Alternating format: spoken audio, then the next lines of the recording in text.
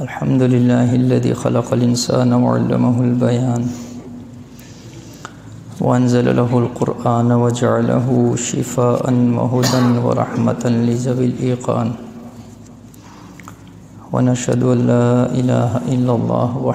وحده لا شريك له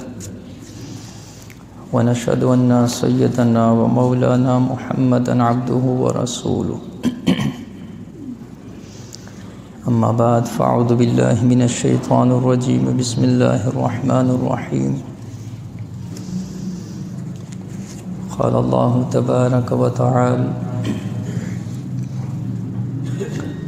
وما أصابكم من مصيبة فبما كسبت أيديكم ويعفو عن كثير وقال النبي صلى الله عليه وآله وسلم المؤمن للمؤمن كالبنيان يشد بعضه بعضا ثم شبك بين أصابعه أو كما قال عليه الصلاة والسلام إن الله وملائكته يصلون على النبي يا أيها الذين آمنوا صلوا عليه وسلموا تسليما اللهم صل على محمد في أول كلامنا اللهم صل على محمد في أوسط كلامنا اللهم صل على محمد في آخر كلامنا میرے دوستو بھائی بزرگوں، جیسا کہ آپ حضرات کے علم میں ہے، ہم نے کچھ جمعوں سے معاشرتی اور ایسے مسائل جو اس وقت ہمارا معاشرہ اس کا شکار ہے اس کے اوپر بیانات کر رہے ہیں، لیکن آج کا جمعہ ایک واقعے کے تناظر کے اندر ہے۔ جیسا کہ پوری دنیا نے دیکھا، ایک بڑا دل خراش منظر،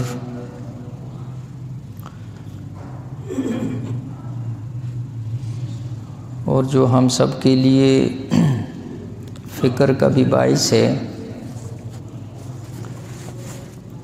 کہ بابری مسجد کو شہید کر کے اب اس کی جگہ رام مندر کو تعمیر کر دیا گیا ہے، اور باقاعدہ اس کے اندر پوجا پاٹ بھی شروع ہو گئی ہے۔ تو اس تناظر میں چند باتیں عرض کرنا چاہتا ہوں کہ آخر وہ کون سے اسباب ہیں کہ مسلمان دن بدن پستی کی طرف جا رہے ہیں اور زوال کی طرف جا رہے ہیں۔ اللہ رب العزت نے مسلمانوں کو بہت عروج عطا فرمایا تھا، اور جس طرح کہا جاتا ہے کہ ہر کمال را زوال است، کہ ہر کمال کو زوال بھی ہوتا ہے۔ آج اگر امریکہ جس مقام کے اوپر ہے اس کو 30 سال بھی نہیں ہوئے، سوویت یونین 50 سال ایک طاقت اور پاور برقرار رکھ سکا، برطانیہ 100 سال تک یہ عروج دیکھ سکا، لیکن آپ کے علم میں ہونا چاہیے کہ اس کے مقابلے میں یہ مقام، یہ عروج مسلمانوں نے 1000 سال تک اس کا ذائقہ چکھا ہے۔ حضرت عمر رضی اللہ تعالیٰ عنہ کا دور خلافت میں ہی 22 لاکھ مربع میل کے اوپر اسلامی پرچم لہرا رہا تھا۔ خلافت راشدہ، اس کے بعد خلافت بنو امیہ، پھر خلافت عباس، خلافت عثمانیہ، یہ بہت بڑی بڑی خلافتیں مسلمانوں کی گزری، اور مسلمانوں کا پوری دنیا کے اوپر جو راج تھا وہ صرف حکومتی اعتبار سے نہیں تھا، بلکہ مسلمان اپنی تہذیب کے اعتبار سے، علم کے اعتبار سے اور علوم کے اعتبار سے بھی پوری دنیا کے اوپر چھائے ہوئے تھے۔ پھر ایسا کیا ہوا کہ مسلمان مسلسل زوال پذیر ہے، اور اس وقت پوری دنیا کے اندر اگر سب سے زیادہ کسی پر ظلم ہو رہا، سب سے زیادہ کسی کا خون سستا، سب سے زیادہ اگر کوئی پس رہا، سب سے زیادہ کسی کے اوپر پریشانیاں اور تکالیف آ رہی ہیں، تو وہ مسلمان ہے، وہ مسلمان جو اللہ کو اپنا رب سمجھتا ہے، امام الانبیاء کو خاتم النبیین سمجھتا ہے، اس کائنات کے اندر اللہ کی عبادت کرتا ہے، اللہ رب العزت کے سامنے جھکتا ہے، اللہ کے سامنے ہاتھ اٹھاتا ہے، لیکن اس سب کے باوجود مسلمان پستی ہی کی طرف جا رہا ہے۔ اور یہ اب کی بات نہیں ہے، بلکہ کافی عرصے سے مسلمانوں کو اس چیز کا سامنا ہے۔ اس لیے میں پہلے تو مختصر طور پر بابری مسجد کے حوالے سے آپ کے علم میں چند باتیں لانا چاہوں گا۔ اصل میں مسئلہ یہ ہے کہ آج ہمیں اپنے مسائل کے اندر اتنا زیادہ پریشان کر دیا گیا، مسلمان اپنی کھانے پینے اور روٹی اور 2 وقت کے گزارے کے لیے اتنا پریشان ہو چکا ہے کہ اس کو کوئی پرواہ نہیں کہ ہماری ایمانی کیفیت کی سطح کیا ہے، ہمارا جو ایک عروج تھا اور مسلمان کا ایک مقام اور مرتبہ اور عزت تھی، اب بہت کم لوگ ایسے ہیں جو اس فکر کے اندر ہیں۔ مسلمان یہ سمجھتا ہے کہ میں نے 5 وقت کی نماز پڑھ لی، بس میرا کام پورا ہو گیا۔ میں آپ کو ایک مثال، بلکہ ایک سوچنے کی بات ہے کہ جب آخری حج اللہ کے نبی علیہ الصلوۃ والسلام نے ادا فرمایا تو اس پر ایک آیت نازل ہوئی، الیوم اکملت لکم دینکم واتممت علیکم نعمتی ورضیت لکم الاسلام دینا،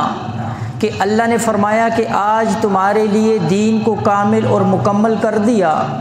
اب میں سوال یہ پوچھتا ہوں کہ جو دین اللہ کے نبی کامل اور مکمل 24 گھنٹے کی زندگی لے کر آئے، اس کے اندر عبادات کتنی ہیں اور معاملات کتنے ہیں؟ اگر نماز ہی سارے دین کا خلاصہ ہے تو یہ تو 24 گھنٹوں میں سارا وقت نکالا جائے تو 2 گھنٹے لگتے ہیں۔ ساری نمازوں کے وقت کو نوافل فرائض سمیت 2 گھنٹے، یہ 22 گھنٹے کا دین کیا ہے؟ 22 گھنٹے میں اللہ کے نبی کی تعلیمات کیا ہیں؟ 22 گھنٹے میں ہمیں کیا کرنا ہے؟ اس طرف توجہ نہیں جاتی ہے۔ ہم کہتے ہیں کہ بس 5 نمازیں پڑھ لی، یہ کامل ہو گئی بات۔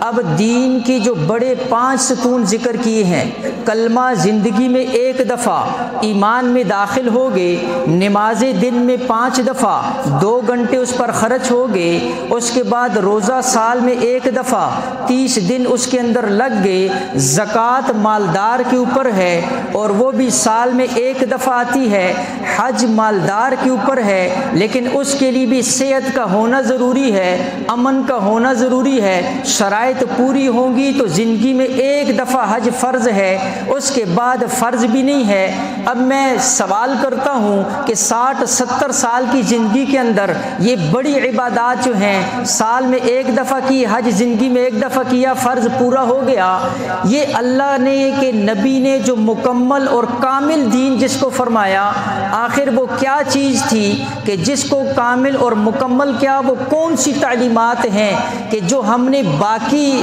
معاملات کے اندر اس کو کرنا ہے؟ اس لیے میرے بھائیو ذہن کے اندر رکھو، عبادات یہ پورا دین نہیں ہے، عبادات جو ہیں میں نے آپ کے سامنے بڑی عبادات ذکر کر دی، یہ دین کا ایک حصہ ہے، اور اس کے علاوہ جو دین اصل ہے معاملات اس سے زیادہ ہیں۔ اس لیے ایک عالم نے بڑی عجیب بات فرمایا کہ ہر اس قوم کو اللہ عروج دے گا، چاہے وہ اللہ کو بھی نہ مانتا ہو، چاہے وہ دہریہ ہی کیوں نہ ہو، لیکن اس میں 3 کام ہوں، ایک اس کے اندر سچائی ہو، ایک اس کے اندر دیانت ہو، ایک اس کے اندر عدل ہو، انصاف ہو۔ جس قوم میں یہ 3 باتیں ہوں گی اللہ اس کو دنیاوی اعتبار سے عروج دے گا، چاہے وہ سرے سے اللہ کو بھی نہ مانتا ہو۔ مذہب تو دور کی بات ہے، لیکن جس قوم میں جھوٹ ہوگا، جس قوم میں خیانت ہوگی اور جس قوم میں ظلم ہوگا، فرمایا کہ اگر وہ ایسا ایمان والے بن جائیں کہ تہجد کے اندر پوری قوم مسجد کے اندر سجدہ ریز ہو جائے، لیکن یہ 3 برائیاں جس قوم کے اندر ہوں گی، ساری زندگی تہجد کے اندر روزوں کے اندر گزار لے، لیکن دنیاوی اعتبار سے اللہ اس کو کبھی عزت کے مقام پر نہیں پہنچائے گا، دنیاوی اعتبار سے یہ ذلیل ہی رہے گا۔ تو میں نے عرض کیا عبادات کا دین اپنا ہے، معاملات کا دین اپنا ہے، تو میں عرض کر رہا ہوں مسلمانوں کو ایسے شکنجے کے اندر جکڑ لیا، وہ 2 وقت کے کھانے کے لیے ایسا پریشان ہوا کہ اس کو دائیں بائیں کی فکر ہی کوئی نہیں ہے۔ اب کتنوں کو پتہ ہوگا کہ ایک ایسی تاریخی مسجد کو شہید کر دیا گیا۔ میں مختصر تاریخ عرض کرتا ہوں کہ اس مسجد کی بنیاد 935 ہجری کے اندر ظہیر الدین بابر رحمہ اللہ نے رکھی تھی، اور ایک تاریخی مسجد جو ہے وہ تعمیر کی گئی تھی۔ لیکن پھر اس کے بعد پھر کیا ہوا کہ 1855 کے اندر انگریزوں نے کاغذات کے اندر ایسا رد و بدل کیا اور اس کے اندر لکھ دیا کہ جب یہاں پر مسلمان حکمران بنے تھے تو ادھر ایک مندر ہوا کرتا تھا، مسلمانوں نے مندر کو گرایا، اس کی جگہ مسجد تعمیر کر دی، اور پھر اس کو جو ہے نا جی انہوں نے آج تک اس کو آگے پھیلانا شروع کر دیا۔ یہ وہ بنیاد تھی جہاں سے مسلمان اور ہندوؤں کا اس بابری مسجد پر اختلاف شروع ہوا،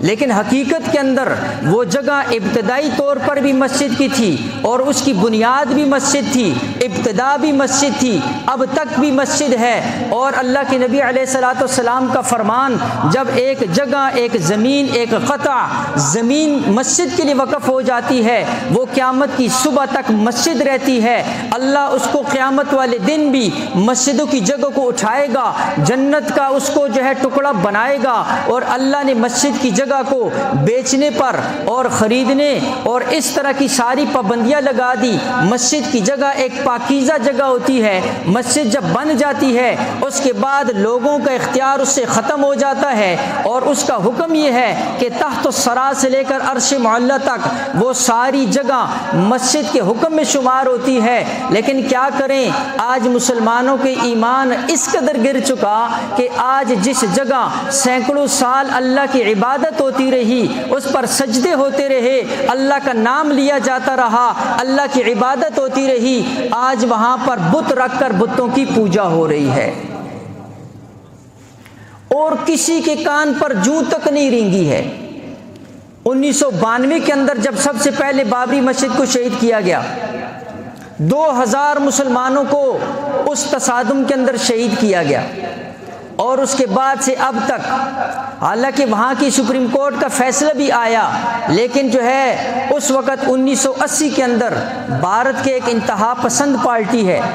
جس کا جو ہے رکن یہ مودی بھی ہے، اس وقت انہوں نے کہا تھا کہ ہم اس جگہ کے اندر مندر تعمیر کریں گے، اور آج انہوں نے وہ وعدہ پورا کیا اور اس مسجد کی جگہ پر مندر تعمیر کر دی۔ میں نے عرض کیا مسلمانوں کے جو ہے زوال کے جو اسباب میں آپ کے سامنے عرض کر رہا ہوں۔ اللہ جل شانہ نے سورہ شورى آیت نمبر 30 کے اندر فرمایا کہ وما اصابکم من مصیبت فبما کسبت ایدیکم، فرمایا اے ایمان والو جب تمہیں کوئی پریشانی مصیبت پہنچتی ہے اس میں تمہارے اپنے ہاتھ کا کیا درا ہوتا ہے۔